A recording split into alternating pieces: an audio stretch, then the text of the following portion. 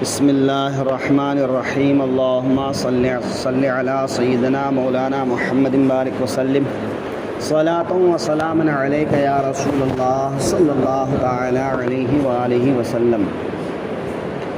درس قرآن کے سلسلے میں سورہ بقرہ کی آیت نمبر 121۔ اللہ رب العزت ارشاد فرما رہا ہے، الذین آتیناہم الکتاب یتلونہ حق تلاوتہ، جنہیں ہم نے کتاب دی وہ جیسی چاہیے اس کی تلاوت کرتے ہیں۔ یہاں پر الذین آتیناہم اور اس سے پہلی آیت میں کہا گیا تھا ملتہم حتی تتبع ملتہم، تو اس دونوں میں فرق یہ ہے کہ جس ملت کے بارے میں کہا گیا وہ ملت، وہ دین، وہ مذہب ان اہل کتاب کا اپنا بنایا ہوا ہے، گڑھا ہوا ہے۔ اور یہاں پر جو کہا الذین آتیناہم، تو یہ اللہ کی طرف سے عطا کیا گیا ہے۔ تو دین اسلام بھی اللہ کی طرف سے ہے، قرآن بھی اللہ کی طرف سے ہے، کتاب بھی اللہ کی طرف سے ہے۔ تو جنہیں ہم نے کتاب دی، تو کتاب سے مراد یہاں پر قرآن پاک بھی ہو سکتا ہے اور توریت، انجیل بھی، یعنی تمام آسمانی کتابیں۔ اس آیت کے شان نزول کے تعلق سے بیان کیا گیا ہے، مکہ شریف میں مسلمانوں پر جب بہت زیادہ ظلم ہونے لگا تو سرکار دو عالم صلی اللہ علیہ وسلم نے فرمایا کہ تم لوگ ایک ایک دو دو کر کے ملک حبشہ چلے جاؤ۔ وہاں سے حبشہ قریب ہی ایک ملک تھا جہاں کا بادشاہ عیسائی تھا، اہل کتاب تھا، اور مشرکوں کے مقابلے میں نرم دل بھی تھا، انصاف پسند بھی تھا۔ تو کہا تم لوگ دھیرے دھیرے ہجرت کر کے وہاں چلے جاؤ۔ تو کچھ لوگ ملک حبشہ چلے گئے، وہاں پر آرام اور سکون کے ساتھ رہنے لگے اور قرآن پاک کی تلاوت کرنے لگے۔ تو وہاں بہت سے اہل کتاب جن کی تعداد 40 بتائی گئی ہے کہ ان میں سے کچھ تو حبشہ کے ہی رہنے والے تھے اور کچھ جو ہے ملک شام کے تھے۔ ان میں سے ایک بحیرہ راہب بھی تھا جن کا ذکر انشاءاللہ کبھی ہوگا۔ تو یہ اہل کتاب حضرت جعفر رضی اللہ عنہ کی سربراہی میں مدینہ منورہ پہنچے۔ جب حضور مکہ شریف سے مدینہ منورہ ہجرت کر کے گئے تو یہ لوگ بھی حبشہ سے دھیرے دھیرے کشتیوں میں سوار ہو کر مدینہ آ گئے۔ تو ان لوگوں کے بارے میں کہا گیا کہ ان کو جو اللہ نے کتاب دی اس کتاب کو جس طرح تلاوت کرنے کا حق تھا انہوں نے تلاوت کیا۔ اگر تلاوت کا معنی پڑھنا لیا جائے تو یہ قرآن کے بارے میں ہوگا، اور اگر تلاوت کا معنی پیروی کرنے کے لیا جائے تو پھر انجیل، توریت کے ماننے والے ہوں گے کہ انہوں نے اپنی کتاب پر عمل کیا، اس کی تعلیمات کو مانا اور وہ قرآن پاک سن کر نبی آخر الزمان صلی اللہ علیہ وسلم پر ایمان لے آئے، چونکہ ان کی کتاب میں یہ ہدایت موجود تھی۔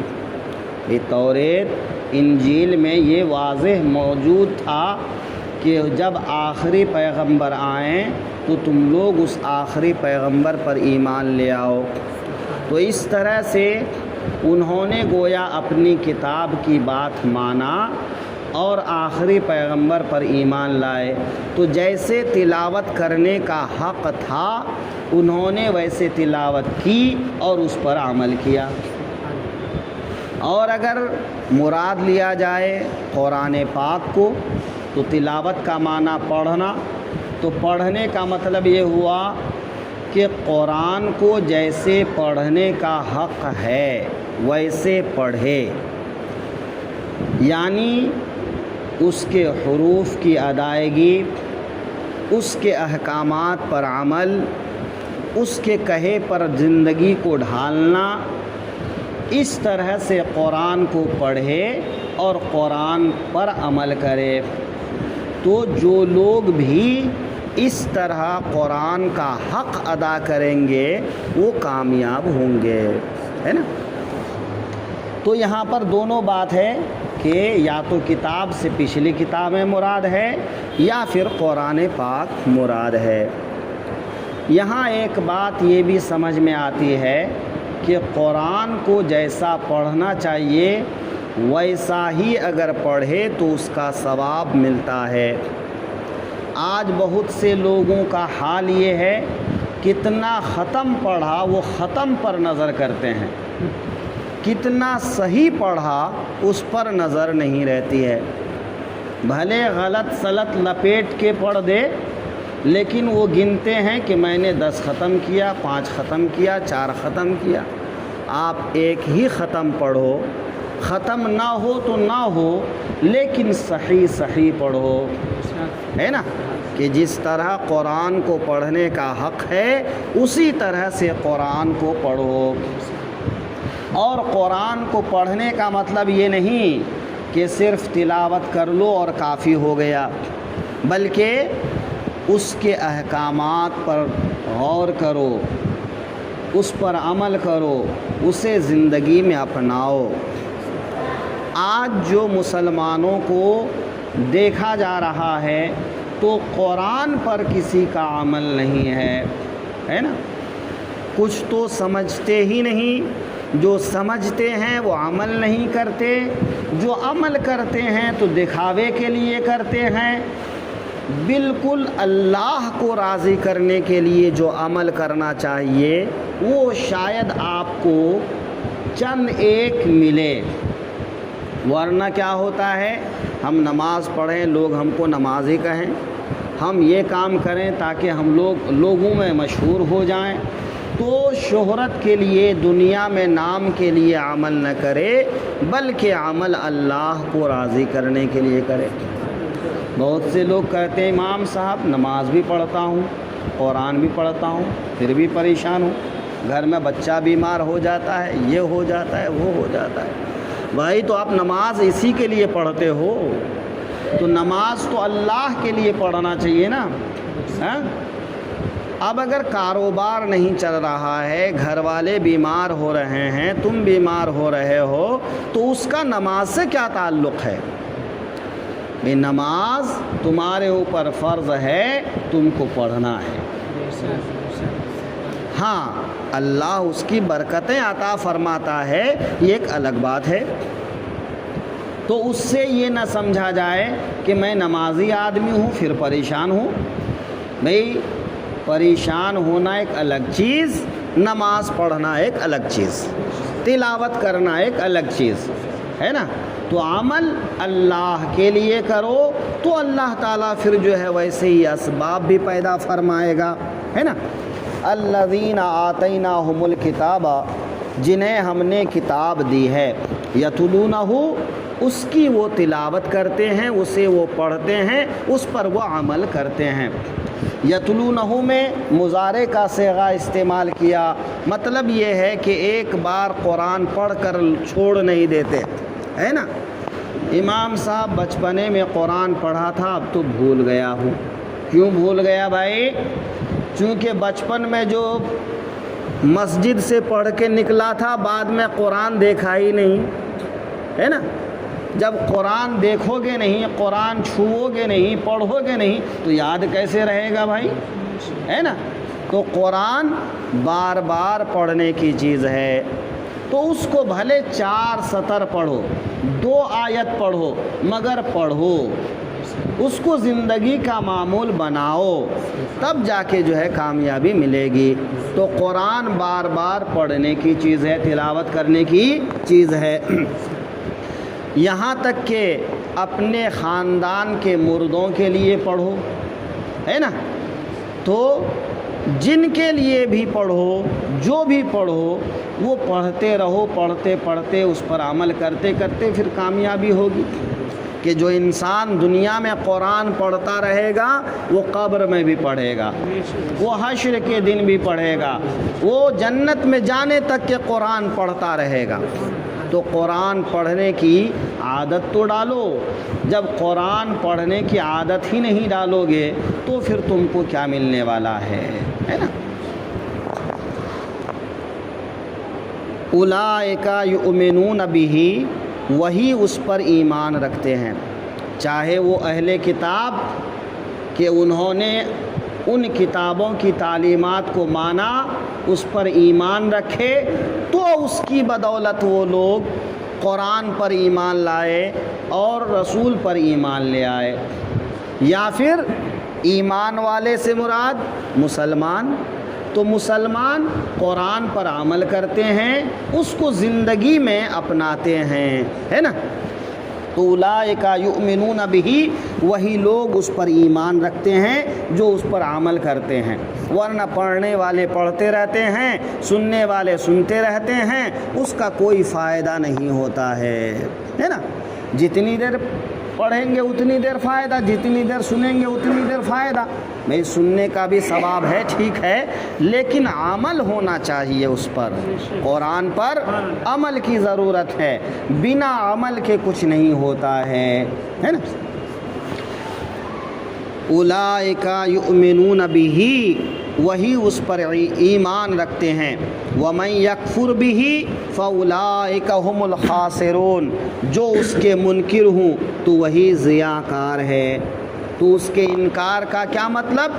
انکار کا مطلب اگر یہ ہے کہ اس کے احکام کو جھٹلا دیتا ہے، چاہے وہ اہل کتاب کہ ان کی کتابوں میں تھا جب آخری پیغمبر آئے تو اس پر ایمان لے آنا، ان کی کتاب پر عمل کرنا، تو انہوں نے نہیں ایمان لایا، قرآن کو نہیں مانا تو انہوں نے انکار کیا۔ یا پھر اگر مسلمان مراد ہوں تو عمل چھوڑ دینا، عمل اس پر چھوڑ دینا، تو جو لوگ اس کے منکر ہوں یا اس پر عمل چھوڑ دیں، اولئک ھم الخاسرون، تو وہی گھاٹے والے ہیں، وہی خسارہ والے ہیں، وہی نقصان والے ہیں۔ آج لوگ کیوں پریشان ہیں؟ کس کی وجہ سے خسارے میں ہیں؟ اس کی وجہ سے کہ وہ قرآن پر عمل ہی نہیں کرتے، ہے نا؟ اگر قرآن پر عمل کریں تو خسارے میں نہ آئیں، بھائی چارہ کو نہ چھوڑیں، ایک دوسرے کا مال نہ لوٹیں، ایک دوسرے کا حق نہ ماریں، ہے نا؟